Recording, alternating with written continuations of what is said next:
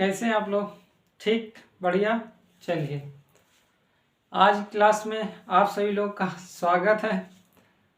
हम लोग भारतीय भूगोल पढ़ रहे हैं। भारतीय भूगोल में हम लोग इस समय जो भारतीय मतलब जो मानसून है, भारतीय जलवायु के बारे में देखें।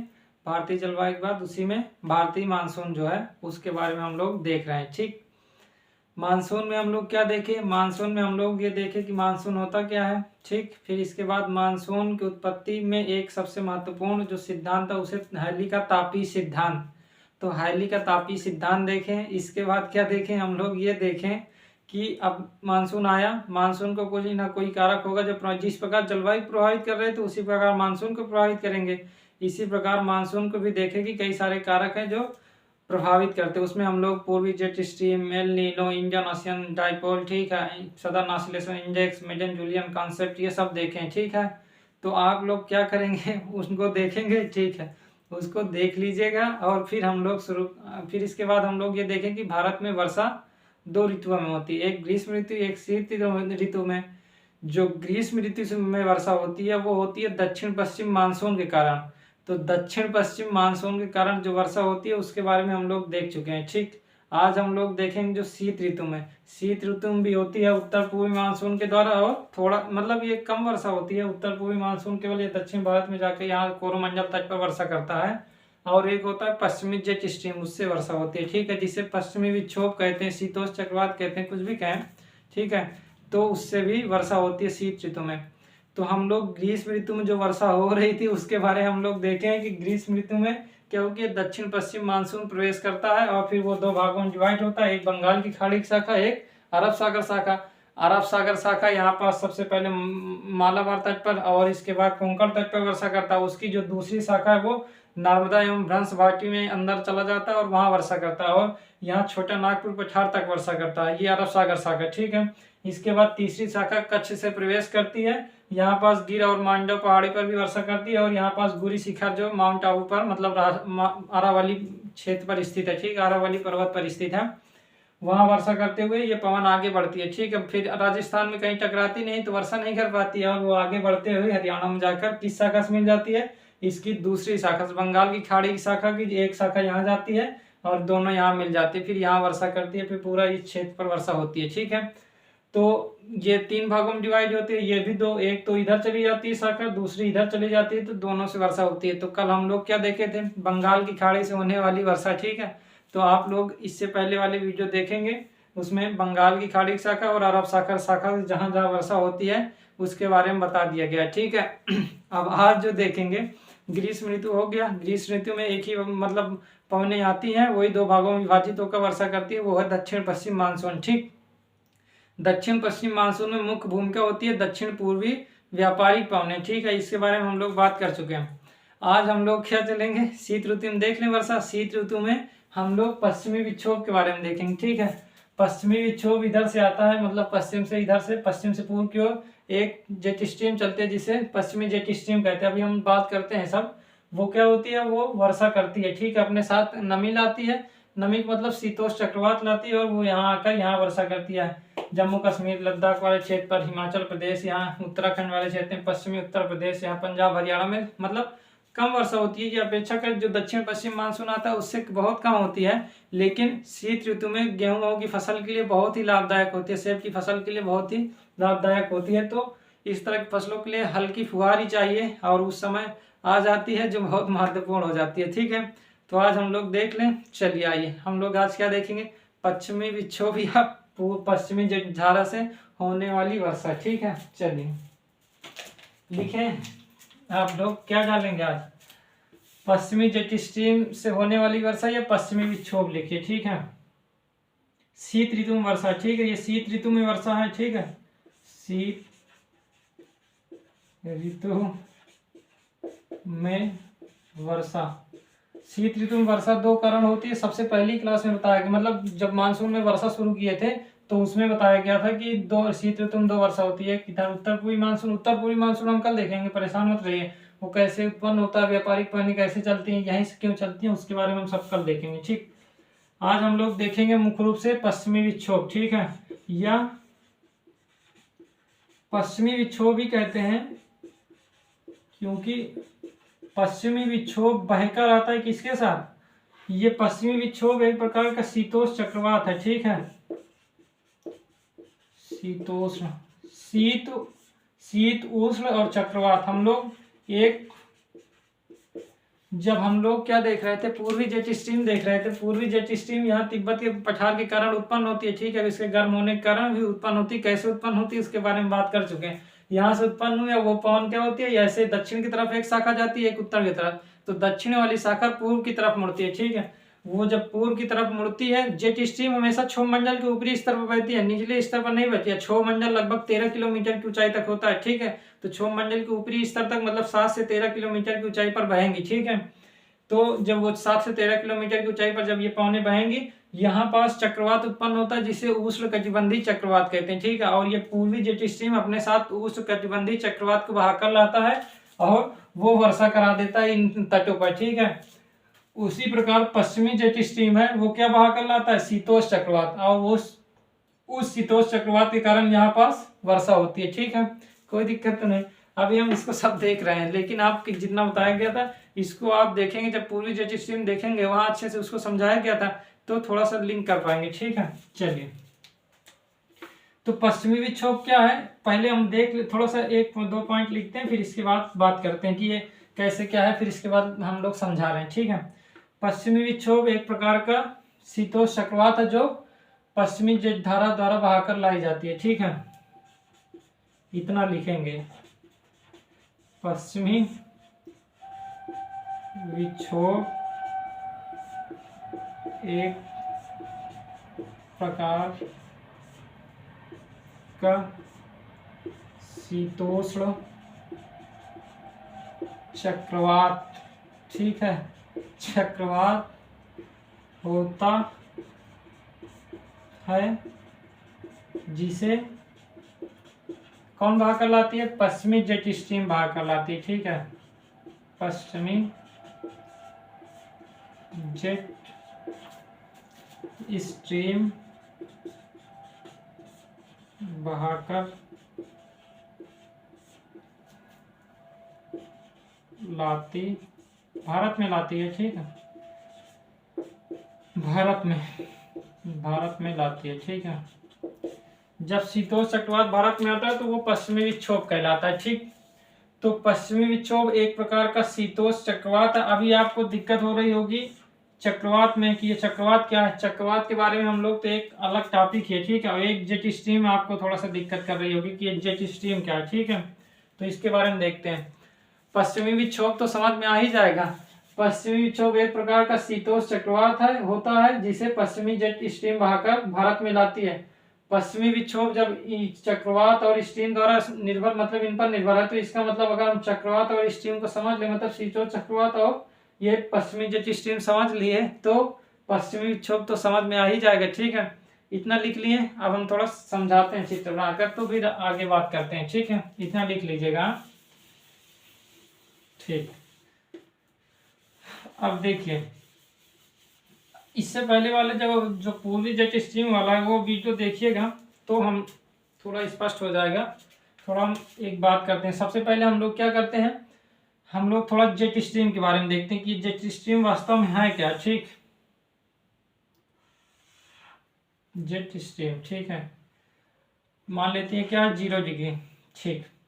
देखिए, जेट स्ट्रीम क्या होती है, कुछ स्थानों पर, कुछ अक्षांशों पर, देखिए सभी स्थानों पर नहीं, सभी अक्षांशों पर नहीं, कुछ अक्षांशों पर जेट स्ट्रीम क्या होती है, क्षोभ मंडल के ऊपरी सतह पर बहुत तेजी गति से चलने वाली पवनें होती हैं, ठीक है। इतना ही याद रखना है। जब हम जेट स्ट्रीम या वायुदाब पेटियां देखेंगे, वायुदाब देखेंगे, पवनें देखेंगे, जो एक टॉपिक अलग से है ही, उसमें जेट स्ट्रीम भी आएगा, तो वहाँ हम सब देखेंगे, ठीक। तो हम लोग यहाँ जितना समझने की बात है उतना देख लेते हैं, फिर इसके बाद वहाँ तो देखेंगे, ठीक है। चलिए देखिएगा, क्या हम बता रहे हैं, जेट स्ट्रीम की बात कर रहे हैं, ठीक है। पश्चिमी जेट स्ट्रीम जो अभी बता रहे हैं, ठीक है। जेट स्ट्रीम के बारे में थोड़ी बात करते हैं। ये क्या है, जेट स्ट्रीम क्षोभ मंडल के ऊपरी सतह में बहने वाली पवनें होती हैं, ठीक है। बहुत तीव्र गति से बहती है, परंतु ये सभी अक्षांश पर नहीं बहती, कुछ ही अक्षांशों पर बहती हैं। अब आपके अंदर प्रश्न उठ रहा होगा कि यहीं क्यों बहती हैं, मतलब सभी अक्षांशों पर क्यों नहीं बहती, क्षोभमंडल के ऊपरी स्तर पर सभी अक्षांशों पर क्यों नहीं बहती, कुछ ही अक्षांश पर क्षोभमंडल के ऊपरी स्तर पर क्यों बहती हैं, ये प्रश्न आ रहा होगा। उसके बारे में हम देखेंगे, लेकिन हम थोड़ा सा समझ लेते हैं, उसके बारे में हम वहीं देखेंगे। ये जेट स्ट्रीम क्या है, ऊपरी स्तर पर बह रहे हैं, ठीक है। किस स्तर पर, लगभग हम कह सकते हैं 45 से 66.5 डिग्री के मध्य, ठीक है, ये पवनें बहती हैं। और एक स्तर होता है 23.5 डिग्री से 35 डिग्री, ठीक है, इन दोनों के मध्य ये बहती हैं, ठीक है। जेट स्ट्रीम इन अक्षांशों के मध्य बहती हैं, 45 डिग्री से 66.5 डिग्री अक्षांश और 23.5 से 35 डिग्री। ये एक आप बता रहे हैं, ये फ्लेक्सिबल है, ये एक स्थिर नहीं है, ठीक है, कि इसी स्थान पर बहेंगी। 45 से 66.5 डिग्री होगा, ऊपर नीचे नहीं होगा, ऐसा नहीं है। ये फ्लेक्सिबल इसलिए है क्योंकि जब सूर्य की सीधी किरणें विषुवत रेखा पर पड़ती हैं तो ये वायुदाब जितनी भी पेटियां जब वहां देखेंगे, लेकिन इतना थोड़ा समझ लेते हैं। जब सूर्य की सीधी किरणें विषुवत रेखा पर पड़ती हैं तो वायुदाब पेटियां अपने स्थान पर बनी रहती हैं, ठीक है। लेकिन जैसे सूर्य की सीधी किरणें या तो दक्षिण में पड़ना शुरू होती हैं या तो उत्तरी गोलार्ध में पड़ना शुरू होती हैं, तब क्या होगा, वायुदाब जितने भी वायुदाब पेटियां वो भी ऊपर नीचे शिफ्ट होती रहती है, ठीक है। ये चीज क्यों नहीं होगी, क्योंकि जब तापमान बढ़ेगा ऊपर जैसे मान लो उत्तरी गोलार्ध में तापमान बढ़ा तो ये पेटियां जितनी भी होंगी, ये पेटियां हैं, मतलब 4 पेटियां हम वो तो होती हैं, हम वहीं देखेंगे। उसी में से कुछ पेटियों में वायु छूट जाती है, वही जेट स्ट्रीम बनती है, हम वहीं देखेंगे, ठीक है। तो वो क्या होती है, जब जैसे सूर्य की सीधी किरणें ऊपर पड़ी मतलब उत्तरी गोलार्ध में ऊपर पड़ेंगी तो ये जितनी भी वायुदाब पेटियां होंगी वो उत्तर की तरफ खिसकेंगी, ठीक है। यदि दक्षिणी गोलार्ध में सूर्य की सीधी किरणें पड़ना शुरू हुई तो ये जितनी भी मतलब वायुदाब पेटियां होंगी वो और दक्षिण में खिसकना शुरू हो गएंगी, ठीक है। इसका मतलब जितनी भी वायुदाब पेटियां हैं वो स्थिर नहीं है, वो क्या होती हैं, सूर्य के तापमान पर निर्भर होती हैं, और सूर्य की सीधी किरणें जिधर पड़ती है उसी तरफ वो क्या होती है, शिफ्ट होती रहती है, मतलब ऊपर नीचे होती रहती है, ठीक है। तो ये भी स्थिर नहीं है, जेट स्ट्रीम भी, ये भी क्या होती है, शिफ्ट होती रहती है, ठीक है। ठीक, इतना समझ में आया, ठीक। जेट स्ट्रीम क्या है, ये क्षोभमंडल के ऊपरी स्तर पर बहती हैं, कहाँ बहती हैं, लगभग 45 डिग्री 66 डिग्री और 23.5 डिग्री से 35 डिग्री अक्षांश पर ये ऊपरी सतह पर बहती हैं, ठीक है, यहाँ बहती हैं। अब देखिए हमारा जो ये ऊपरी स्तर है ये 8.4 से 37.6 तक है, ठीक है, 37 डिग्री 6 मिनट। इसका मतलब यहाँ पास पौने बह रही होंगी, ये वाली जेट स्ट्रीम बह रही होंगी, ठीक है। जेट स्ट्रीम बह रही होंगी कि नहीं, क्योंकि इस स्थान पर बहती हैं, इसका मतलब 35 डिग्री पर यहाँ पास बह रही होंगी। 30 से 35 अगर इसको मान ले एकदम, अगर ये शिफ्ट भी हो रही है तो 30 से 35 डिग्री तक तो रहेंगी, ठीक है। अगर थोड़ा दक्षिण में शिफ्ट हुई तो यहाँ तक आ जाएंगी, और यदि उत्तर में गई तब भी यहाँ तक तो रहेंगी, ठीक है। इसका मतलब क्या हुआ कि भारत में जेट स्ट्रीम पाई जाएंगी, भारत के मतलब निचली स्तर पर नहीं पाए जाएंगे, ऊपर स्तर पर पाए जाएंगे, क्षोभमंडल के ऊपरी स्तर पर। तो भारत के सबसे ऊपरी स्तर जो क्षोभमंडल का होगा उसमें पाई जाएंगी, ठीक है। जो ये वाली जेट स्ट्रीम होती है 45 डिग्री से 66.5 डिग्री तक, जो ये जेट स्ट्रीम होती है इसे कहते हैं शीतोष्ण कटिबंधी जेट स्ट्रीम, ठीक है। लेकिन जो 23.5 डिग्री से 35 डिग्री होती है इसे उष्ण कटिबंधी जेट स्ट्रीम कहते हैं, उष्ण कटिबंधी जेट स्ट्रीम, और इसे क्या कहेंगे, शीतोष्ण कटिबंधी जेट स्ट्रीम, ठीक है। ठीक, ये जेट स्ट्रीम हमेशा स्थायी रहेंगी। स्थायी का मतलब ये नहीं है कि शिफ्ट नहीं होंगी, स्थायी का मतलब ये होंगी कि हमेशा चलेंगी, ये स्थायी है। स्थायी का मतलब दो हो सकता है ना, कि ये एक स्थान पर निश्चित स्थान पर ही बह रही हैं, और दूसरा स्थायी का मतलब ये हो गया कि लगातार चल रही है, ठीक है। हम जैसे पूर्वी जेट स्ट्रीम देखे हैं वो स्थायी नहीं है, वो क्या होगा, अस्थायी है, कुछ ही समय चलती है फिर इसके बाद नहीं, ठीक है। लेकिन ये क्या होती है, ये चलती रहती है, हमेशा चलती रहती है, ठीक है। इसका मतलब ये स्थायी है कि ये पौने बहती रहती हैं, हाँ ऊपर नीचे भले होती हैं लेकिन ये बहती रहती हैं। तो जेट स्ट्रीम समझ में आया, ठीक है। जेट स्ट्रीम कुछ नहीं है, पौने जो क्षोभमंडल के ऊपरी स्तर पर बह रही हैं, लेकिन प्रत्येक स्थान पर नहीं बह रही हैं, कुछ अक्षांशों पर बह रही हैं, ठीक है। इतना ही समझना था, और कुछ समझना है ये हम लिखवा नहीं रहे हैं, लिखवाएंगे वहीं पास जब हम पढ़ेंगे, केवल समझाना था इसलिए समझाने की बात हो रही है, ठीक है। चलिए इसको हम रफ कर दें, ठीक है। जेट स्ट्रीम समझ में आ गया, चलिए। तो भारत में जेट स्ट्रीम होगा या नहीं होगा, ऊपरी स्तर पर बहेंगी, ठीक है, जेट स्ट्रीम, क्योंकि 35 डिग्री है, और भारत की अगर अक्षांशीय विस्तार 37 डिग्री 6 तक है उत्तर में, ठीक है, तो इसका मतलब भारत के ऊपर तो ये जेट स्ट्रीम बहेंगी, ठीक है। और वो कौन सी जेट स्ट्रीम होंगी, वो उष्ण कटिबंधी जेट स्ट्रीम होंगी, ठीक है, शीतोष्ण नहीं होंगी, ठीक। इतना समझ में आ गया, चलिए इतना समझ गया। अब चक्रवात देखते हैं। चक्रवात कुछ नहीं है, थोड़ा देखते हैं चक्रवात, फिर इसके बाद फिर से इसको बनाया जाएगा। चक्रवात क्या है, हम चक्रवात तो एक टॉपिक ही है तो वहीं देखेंगे, लेकिन आप जान लीजिए, मान लेते हैं ये क्या एक सेंटर है, ये क्या है एक सेंटर मान लेते हैं। मानने में क्या, ये सेंटर क्या है, ये बहुत निम्न दाब का है, क्या है इसका लो प्रेशर का है, ठीक है, बहुत ही निम्न दाब का क्षेत्र हो जाता है, ठीक है। जब ये बहुत ही निम्न दाब का क्षेत्र हो जाएगा, ठीक, तो क्या होंगी, अब हम हमेशा जानते हैं कि पवनें क्या होंगी, उच्च दाब से निम्न दाब की ओर बहती है, ठीक। पवनें इसकी ओर आकर्षित होंगी चारों तरफ से, इधर से भी चारों तरफ से पवनें इस निम्न दाब की ओर मतलब आकर्षित होंगी, ठीक है। तो पवनें आती हैं और क्या होती हैं, पवनें ऐसे आती हैं, ठीक है, इसी के चारों तरफ से ऐसे ऐसे, ठीक है, ऐसे पवनें आती हैं, ठीक है। पवनें ऐसे आती हैं और इसमें मिलती हैं, ठीक है, इसी की तरफ, और इस छेद पर आते ही जैसे ये वाले छेद आएंगी तो ये पवनें जो उच्च दाब से चल के आ रही है, चारों तरफ है उच्च दाब, ठीक है, ये उच्च दाब हो गया, ये है निम्न दाब, तो पवनें चारों तरफ से उच्च दाब से इधर आई, ठीक है। यहाँ से जैसे ही पवनें ऊपर होती हैं, ठीक है, जैसे ही यहाँ पास निम्न दाब पर आएंगी, जैसे ही पवनें निम्न दाब पर आई तो वो भी गर्म हो गई, और गर्म होकर ऊपर उठेंगी, ठीक है, ऊपर उठेंगी, चूंकि ऊपर उठेंगे, और ये सदैव चक्रवात कहाँ बनेगा, सागर में बनेगा, ठीक है, सागर महासागर में ही बनेगा, जहां पानी होगा वहीं बनेगा, ठीक है।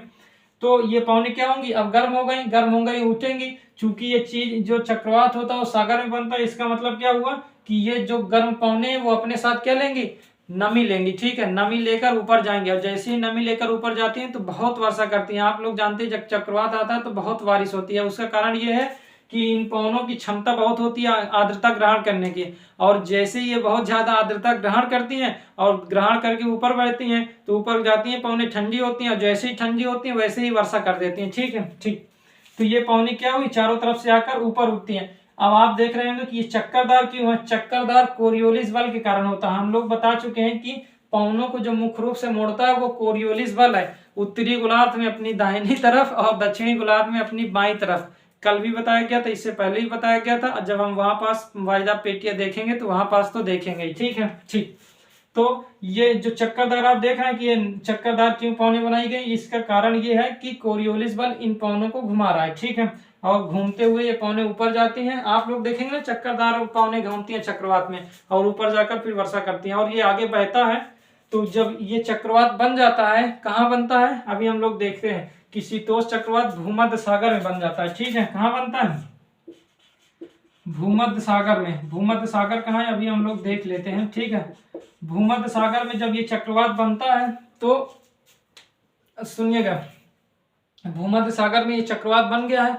जब ये चक्रवात भूमध्य सागर में बन गया, इसका मतलब पवनें क्या हुई, गर्म होकर अपने साथ नमी लेकर ऊपर उठेंगी, ठीक है। और जैसे ही ऊपर उठेंगी, इधर से चल रही हैं पश्चिमी जेट स्ट्रीम, ठीक है, ये पवनें ऊपर उठी, इधर से चल रही है पश्चिमी जेट स्ट्रीम जो पश्चिम से पूर्व की तरफ, तो पश्चिम से पूर्व की तरफ ये अपने साथ इस चक्रवात को बहाकर लाएंगी, ठीक है। और जब बहाकर लाएंगी तो भारत में आकर हिमालय पर्वत से टकराएंगी, तो इसकी दो शाखा वितरित होगी, एक शाखा दक्षिण की तरफ, एक उत्तर की तरफ वितरित हो जाएगी, और जो दक्षिण की तरफ वितरित होगी वो यहाँ टकराकर यहाँ पास वर्षा पूरे में करेगी, ठीक है, कोई दिक्कत नहीं, ठीक है। इसका मतलब ये चक्रवात क्या होता है, चक्रवात तो एक ही स्थान पर ऊपर उठ जाता है, ठीक है, गर्म क्षेत्र है, वहां से पवनें ऊपर उठी नमी लेकर, अगर कोई पवनें चल रही होंगी तो उस चक्रवात को आगे बहा ले जाएंगी। जिस प्रकार यहाँ पूर्वी जेट स्ट्रीम बहा कर लाई थी ना, उसी प्रकार पश्चिमी जेट स्ट्रीम भी क्या होता है, शीतोष्ण चक्रवात को आगे बहा कर लाती है, ठीक है, और जैसे ही बहा कर लाएगी तो भारत में वर्षा कर देगी, ठीक, इतना समझना था। चक्रवात और जेट स्ट्रीम समझिए, देखिए हम लोग ना पूरा चक्रवात देख रहे हैं यहाँ और ना ही पूरी जेट स्ट्रीम, हम लोग जो टॉपिक जहाँ है वहीं देख लेंगे, ठीक है, ठीक। चलिए रफ कर देना इसको। अब थोड़ा सा मैप में देखते हैं, मान लेते हैं ये क्या है, विश्व का मैप है, ठीक है, ये है 0 डिग्री, ठीक, ये क्या है 0 डिग्री, ठीक है, ये 0 डिग्री है, और ये है 23.5 डिग्री, ठीक है, और ये भी 23.5 डिग्री, ये कर्क रेखा है और ये मकर रेखा, ये है भारत, भारत मान लेते हैं, भारत के मध्य से होकर जा रही, ठीक है, भारत के मध्य से होकर ये मान लेते हैं ऐसे ऐसे, ठीक है।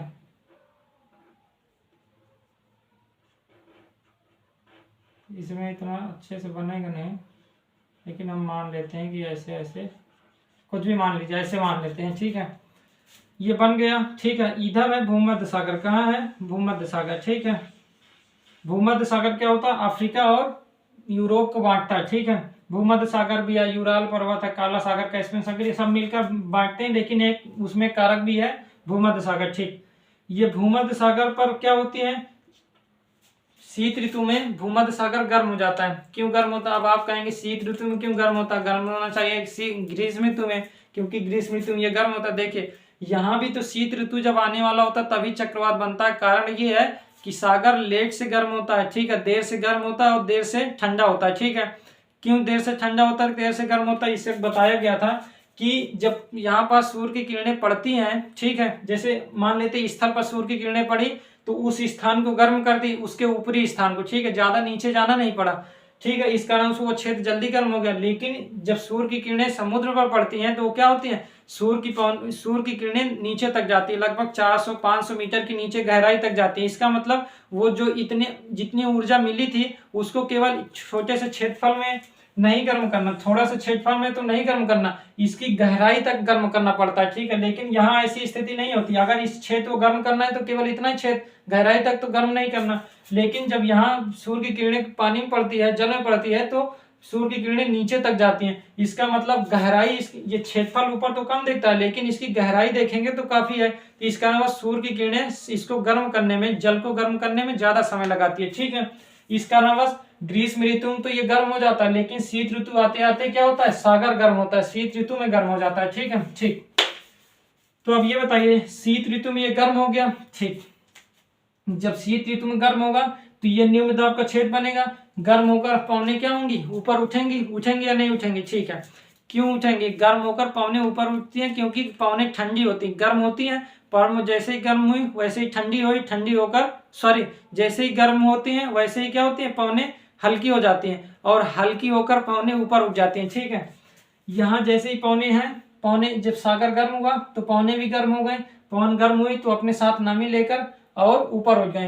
क्यों, जब हल्की हो जाती है पवनें ऊपर उठती हैं, ठीक है, ठीक। जब यहाँ ऊपर उठी और इधर से बह रही है क्या, एक शाखा बह रही है जिसे जेट स्ट्रीम कहते हैं, ठीक है। ये जेट स्ट्रीम बह रही है, ठीक है, किधर से, पश्चिम से पूर्व की तरफ, जिसे क्या कहते हैं, पश्चिमी जेट स्ट्रीम, ठीक है। इधर से पूर्व की तरफ बह रही है तो ये अपने साथ इन पवनों को, जो चक्रवात बना है उसे कहाँ, भारत की तरफ लेके आती है, ठीक है। और जब भारत में आती है तो हम जानते हैं यहाँ हिमालय पर्वत है, हिमालय पर्वत से पवनें टकराई और पवनें टकराकर एक दक्षिण की शाखा, एक उत्तर की शाखा, उत्तर की शाखा सीधा निकलती है, उत्तर में थोड़ा सा शिफ्ट होती है और यहाँ से लगभग ये जो तिब्बत का पठार है यहाँ से ऊपर से होते हुए निकलेगी, और जो दूसरी शाखा है वो यहाँ प्रवेश कर जाती है, ठीक है। फिर ऐसे करके ऐसे निकलती है, ठीक है।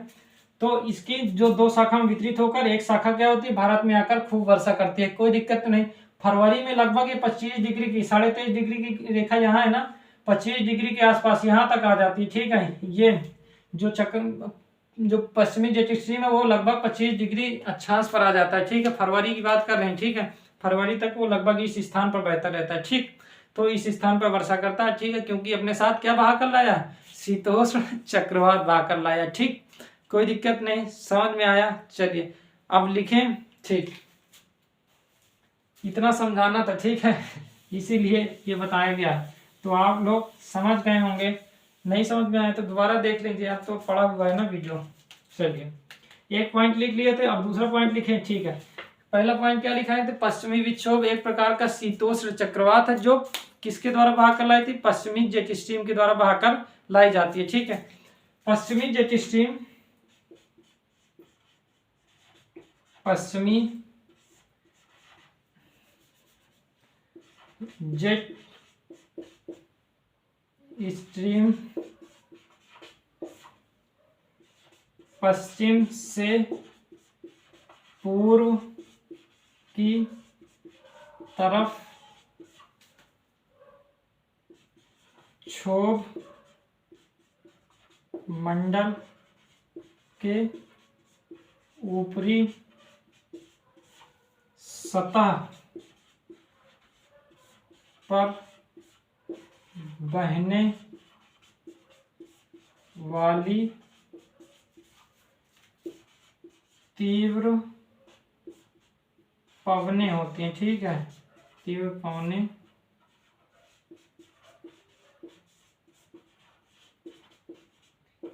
ठीक है।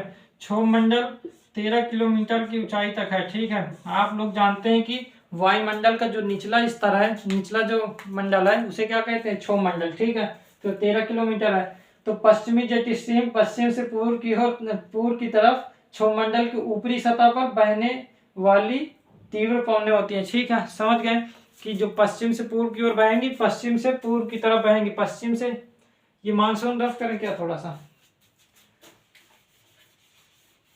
देखते हैं। पवन बह रहे हैं इधर से, ठीक है, पवन ऐसे बह रहे हैं। शीत ऋतु में वर्षा भी रफ करते हैं, फिर आगे बात करते हैं।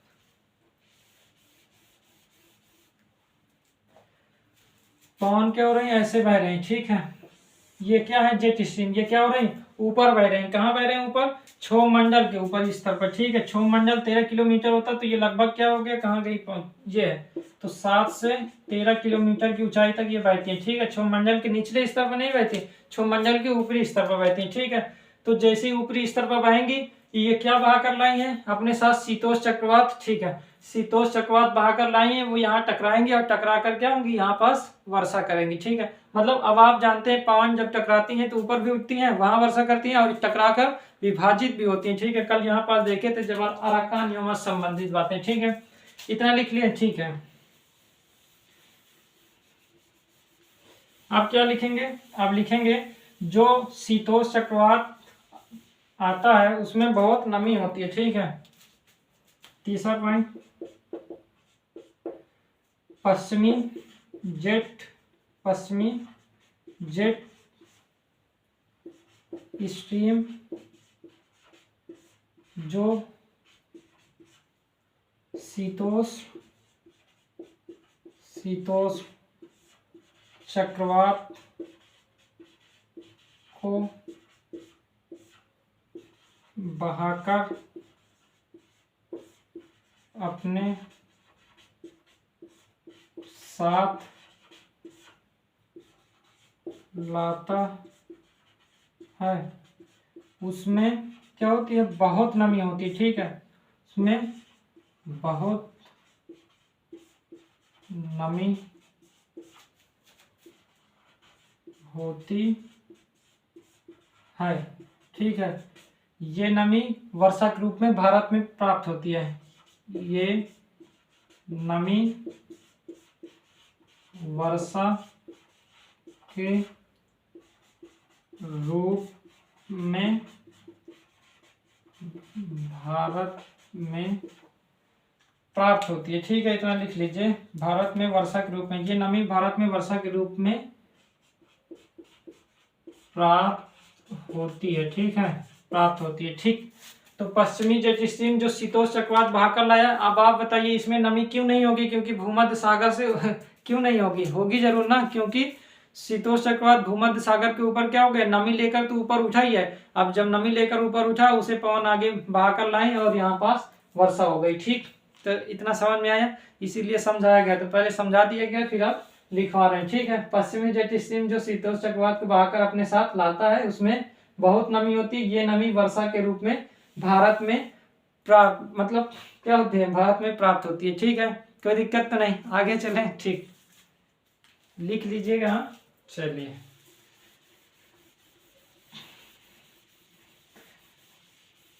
ठीक है। तो मानसून सरल टॉपिक है, केवल समझने की बात है, ठीक। चौथा पॉइंट आप क्या लिखेंगे, अब इसमें क्या लिखेंगे, देखिए, नमी है, नमी है तो वर्षा होगी, तो ये वर्षा बहुत हल्की होती है, ठीक है।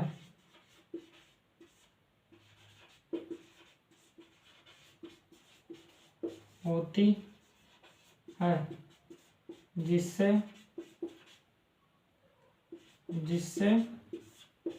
रबी की फसल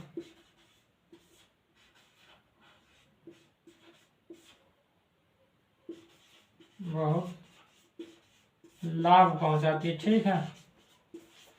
ये वर्षा बहुत मंद होती है जिससे रबी की फसल को बहुत लाभ पहुंचाती है। ठीक है, जब ये वर्षा क्या होती है, बहुत ज़्यादा तेज नहीं होती कि जैसे आप दक्षिण पश्चिम मानसून है 1050 सेंटीमीटर की वर्षा हो जाए, ऐसी नहीं है। एक थोड़ा थोड़ा वर्षा होगी और वर्षा होगी तो यहाँ पास रबी की जो फसल, रबी की फसल में गेहूँ हो जैसे इसमें महत्वपूर्ण है। ठीक है, सरसों गेहूँ, ठीक है, गेहूँ, ठीक है, आदि। और जब आप इसी समय यहाँ पास सेब उगाया जाता है तो वहाँ पास सेब के लिए भी महत्वपूर्ण हो गया। ठीक है, तो गेहूँ, सरसों, सेब इत्यादि। ठीक है, ये वर्षा बहुत मंद होती है जिससे रबी की फसल के लिए ये बहुत ही लाभदायक होती है। ठीक है, ये पाने बहुत ही लाभदायक होती है। अगर ये आते हैं, आप लोग जानते हैं कि थोड़ा थोड़ा इसमें क्या होते हैं, शीत ऋतु में इसलिए हो जाता है कि नमी थोड़ा सा रहती है और उनको जो भी गेहूँ है उसको क्या होता है, थोड़ा थोड़ा नमी चाहिए होता है। ठीक है, तो उसी के लिए ये वर्षा बहुत ही लाभदायक होती है। ठीक है, ठीक। और एक पॉइंट लिखिए, तो ये लगभग कहाँ पास हल्का वर्षा होती है, जैसे JNK मतलब क्या होता है, जम्मू कश्मीर, लद्दाख वाले क्षेत्र पर तो होता ही है। और यहाँ पास आप देखेंगे हिमाचल, ठीक है, लिखते जाइए पूरा नहीं, ये है उत्तराखंड। ठीक है, ये एक है ये पश्चिमी उत्तर प्रदेश। ठीक है, आप लिख लीजिएगा, जम्मू कश्मीर, लद्दाख, हिमाचल प्रदेश, उत्तराखंड, ये हो गया उत्तराखंड। यहाँ पास हो गया हरियाणा, पंजाब में थोड़ा बहुत होती है। ठीक है, हरियाणा, पंजाब, ठीक, और पश्चिमी उत्तर प्रदेश, दिल्ली तक भी होती है। ठीक है, दिल्ली में भी हो जाती है। पश्चिमी उत्तर प्रदेश, पश्चिमी उत्तर प्रदेश, ठीक है,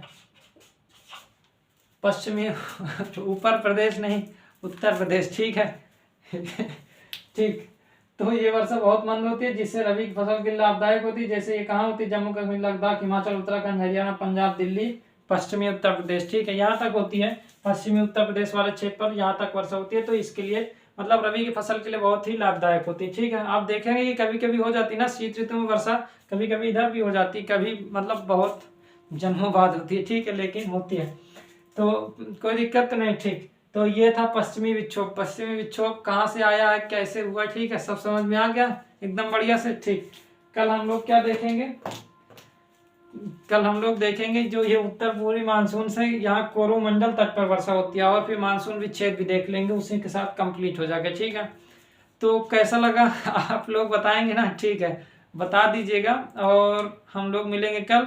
ये बस जितना बताया जाता है उसको समझ ज़्यादा लीजिएगा। ठीक है, जो देखिए हम बताते हैं पहले, फिर इसके बाद लिखवाते हैं, तो आप लोग क्या करिएगा, पहले जो बताया जाता है उसको समझ लीजिए। जैसे जेट स्ट्रीम बताया गया कैसे क्या, अभी हम लोग पूरा कंप्लीट तो जेट स्ट्रीम देखे नहीं कि जेट स्ट्रीम कैसे बनती है। ठीक है, पश्चिम से पूर्व की ओर ये कैसे गति करने लगती है, इसके बारे में तो हम बात ही नहीं किए, लेकिन इतना बताया गया कि जेट स्ट्रीम बह रही है। ठीक है, ये एक पवनें होती हैं जो क्षोभमंडल के ऊपरी सतह पर बहती हैं, जो कुछ इस अक्षांशों पर बहती हैं, सभी अक्षांशों पर नहीं बहती। ठीक है, ये बताया गया। इसके बाद फिर ये बताया गया कि जो शीतोष्ण चक्रवात है वो कैसे बना है भूमध्य सागर में, फिर कैसे ऊपर उठा है, लेकिन चक्रवात के बारे में पूरी जानकारी वहीं पास दिया जाएगा। ठीक है, ठीक, कोरियोलिस बल के बारे में पहले ही बात हो ही चुकी है। ठीक, तो कैसा लगा बताएंगे ना आप लोग, ठीक है, कल मिले हम लोग। ठीक, ओके।